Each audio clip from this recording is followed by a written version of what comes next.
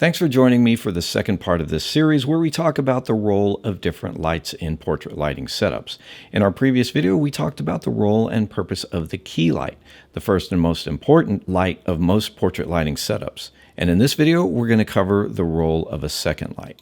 Okay, so a second light, why do we need two lights if the key light is doing the really important work? Well, yeah, your key light is your main light, but that second light can be used as a fill light to reduce contrast. Now remember, your key light is coming from one direction and it is going to create shadows on the opposite side of your subject's figure or face. Well, that second light used as a fill light will help to fill in some of those shadows and thus reduce contrast. Now, the second light doesn't have to be used as a fill light. Sometimes you use that second light as a hair light. You know, these are the accent lights, the hair light, the rim light, and these help separate your subject from the background. Other uses for a second light, you could be, instead of using your key light in the usual placement, you could put your one light on one side of your subject and your second light on the direct opposite side of your subject for a double side light effect. This is pretty useful, especially in physique type images. I also like to use a second light in a cross lighting pattern where you have your key light on one side of your subject and that second light will come in directly opposite on the other side of your subject. And I'll show you an example of that in a little while.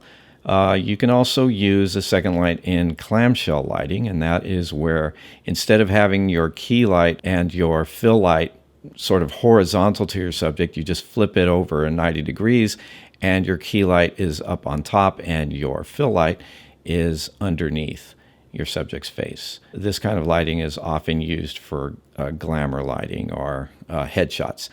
And you can also use that second light as a background light. Now, in a real working scenario, you might have your second light play the role of fill light, and you'll use another light for a hair light and another light for a background light. We'll talk about that in a few moments too. All right, so let's talk about the fill light role. Now, the fill light, like I said, controls contrast. You can see here where the leftmost image shows a lot of contrast. You've got your key light over on the camera right. The middle picture shows a little less contrast, and then the picture on the right almost shows a flat looking lighting. And let's take a look at how that's done. Over here on the left, I've got a foam core board. I'm using it as a reflector, and sometimes I hang these up and I place them really near the subject to act as a second light. Now, you don't always need another light to fill in the shadows. Sometimes you can use a reflector, either a foam core board like I am using here, or a traditional reflector, often shaped like a circle. All right, so you can see, again, the leftmost picture, that foam core board is about 2 feet away from our subject on camera left, and it's filling in the shadows just a bit. Over here in the middle, I've moved the board a little closer, and you can see where it's filling in the shadows pretty well.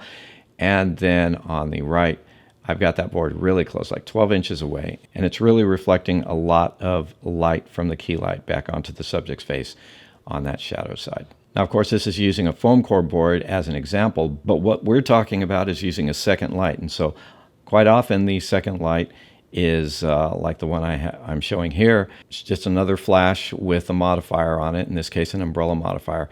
And lots of times this fill light will be a little more in the horizontal position rather than pointing down like this. You can see here, this time we've got the key light over on camera left, which is the brighter side of the portrait. And this first image here says no fill, so we're not using that flash with the umbrella modifier. Picture in the middle, we're using the second light on camera right to fill in a little bit of the shadow area. And the power is about half the power of the key light. So we have a pretty good effect here.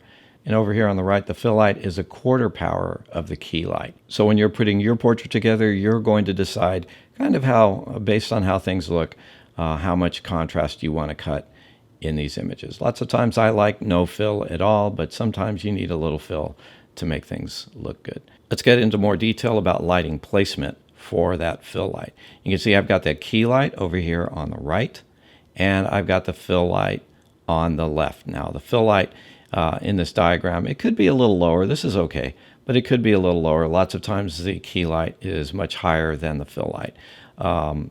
How's the key light positioned? Just as we talked about in the last video, we've got it about 45 degrees off camera to subject axis. So that's to one side, pointed down toward the subject. And the fill light is going to be on the opposite side. It's going to be on the shadow side. And this can be lower, more in line with the subject's head. Another use for that second light is as a rim or a kicker light, sometimes it's called. And what the purpose of this light is to highlight the contours. You can see in our example here, the key light's on camera left on our model, and you see this little highlight on her contours here on the right-hand side, and in her hair, you've got a little bit of light on her hair and her hair on her shoulder and going down her arm. And what this does is it outlines the contours. It provides some separation from the background, and it just basically adds some interest. It gives the image some pop. It gives it some dimension. Lighting placement for a rim or kicker. Well, first you can see in our illustration that the key light is again on the right-hand side, and we've got our flash modified with a strip box to serve as our rim or kicker. And this is placed behind and to one side of the subject. Really doesn't matter what side you have it on. Lots of times I like to use an accent light, whether it's a background light or a rim light like this, sort of opposite the key light. Another thing you can use that second light for is a hair light. And what this basically does is it adds a little life to the hair. It adds sparkle, glossiness. It also provides separation from the background. So if your background's kind of dark and the hair is kind of dark, then hair light adds a little bit of separation, which can be helpful. Lots of times because of the placement of the hair light, it can also highlight the tops of the shoulders. And depending on how you have it angled, it can serve as a combination hair light and kicker. So you can see at the image up here at the top, we're using it primarily as a hair light. So the light is coming in straight from the top. You can see here in the lower portrait, the hair light is coming in high and from one side. And if you were able to pan down the full length of that picture, you'd see that that light is able to actually reach most of the figure, and you'd also get that sort of a rim or kicker effect. Classic placement for the hair light looks like this. Again, you've got your key light on one side and your hair light coming in straight from above. It can be 2 or 3 feet above the subject's head. And finally, we can use that second light as a background light to add interest to the background. Now, background light basically provides illumination for backdrops and environments. Now, the effects that you can create with a background light, if you've got a white background, you can make it more white. You can create a clean white background. You can do gradations like we're showing here in the example. You can add gels to that light and have color effects. You can use a cookie to create patterns. Lots of things you can do by hitting your background with another light. And in this case, in this example, we've got an orange gel over our background light, and we don't have it flagged or anything. So some of that light is doing double duty as sort of a hair light and a rim light, and it has a really cool effect this way. And here's an illustration showing the placement of that background light. Now, in that example I just showed you, the key light was over on camera left and the background light was on camera right. And I think you can make that out. In our illustration here, we're just leaving the key light where it's been for all of our examples and just plugging in this background light over here on the right. And yeah, you can place your background light just about anywhere you want, as long as it's creating, all you need it to do is create the effect that you need it to create. Again, sometimes a gradation, sometimes you just want the entire background to be illuminated evenly.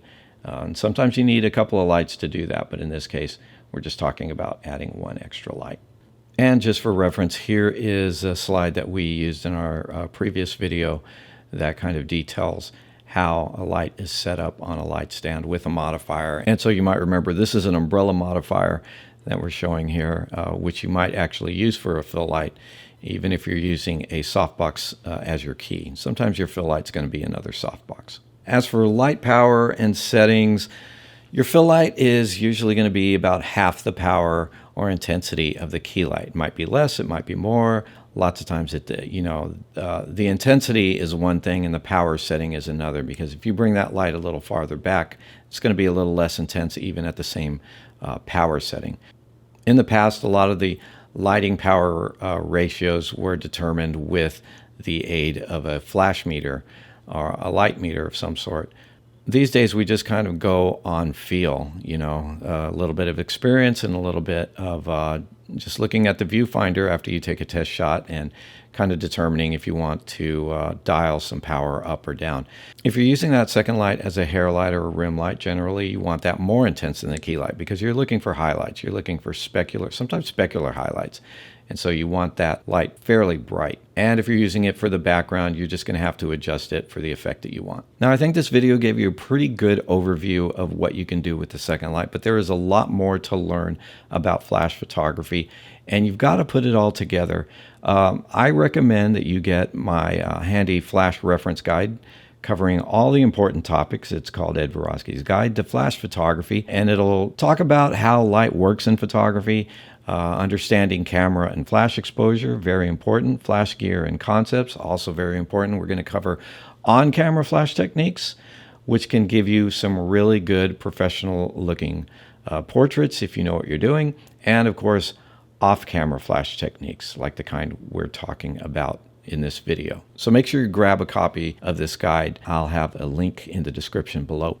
So for your next steps, I recommend that you start with fill lighting, okay? And practice controlling contrast in your portraits with a reflector first, and then move on to using flash with a modifier to reduce those shadows. Try using different distances too so that you can really get a feel for how distance affects intensity of that light on your subject. Start learning how you can use that second light to create highlights and background illumination. Use your second light as a rim or kicker. Try it out as a hair light, and definitely experiment with a second light on your background. Hey, I hope you've enjoyed this mini course on using a second light in your flash portraiture. Now, don't forget to download my guide. It's a great way to have an easy reference on you at all times as you continue to learn all about flash photography. The link to that guide is in the description below.